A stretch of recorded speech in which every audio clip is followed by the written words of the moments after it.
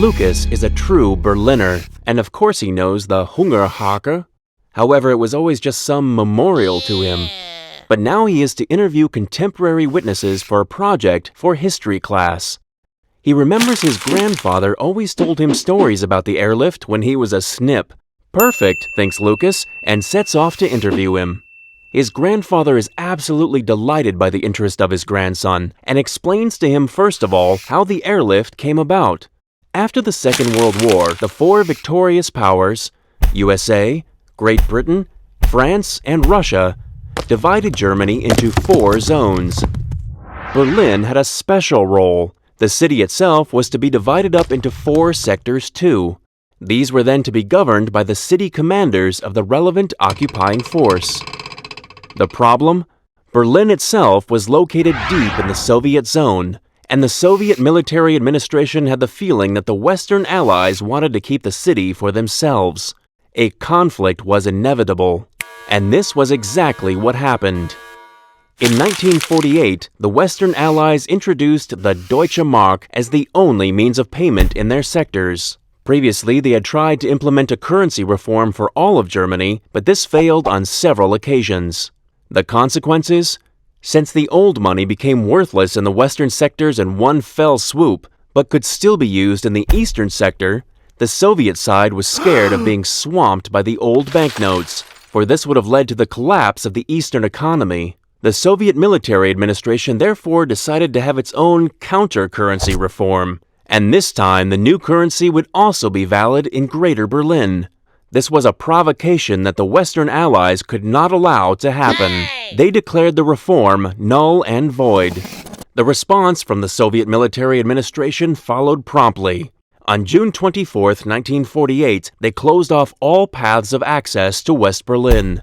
All passenger and goods traffic was blocked, and the power supply was cut off too. Lucas's grandfather remembers the shock the whole city was in, for without supply from outside, sooner or later West Berlin would starve. So food and coal for the power stations, in fact everything required for survival, had to be brought to West Berlin. But how, Lucas wants to know. Well, thank God the Western city commanders had already pledged 3 air corridors to Berlin in writing in the winter of 1945. And General Lucius D. Clay already had an idea how to use these. He suggested an airlift, using aircraft to supply the city. On June 26, 1948, the first American candy bombers set out for their destination of Tempelhof. 2 days later, the British joined the airlift, and even flying boats were used. However, the 750 tons of air freight per day, estimated at the start, were still a long way off the calculated daily requirement of the West Berliners. So the Allies kept improving the system. To prevent chaos in the air, a sophisticated pattern was developed that transformed air corridors into virtual one-way streets. Freight was flown in from the northwest and southwest, and the aircraft returned westwards. The approach windows became increasingly smaller until finally, at the peak, an aircraft was landing every 62 seconds.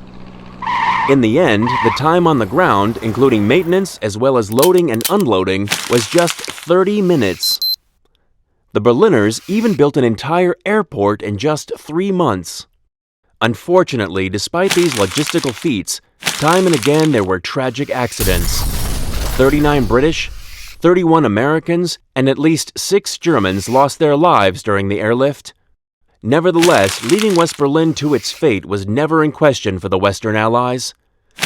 Lucas's grandfather found that particularly remarkable, for the pilots and the Berliners whom they were bringing the supplies to had been arch enemies just a few years earlier. At the end, even the Soviet military administration realized they had no chance against the willpower of the West Berliners and their new friends. And so the blockade was lifted completely on May 12, 1949, after more than a year. Wow!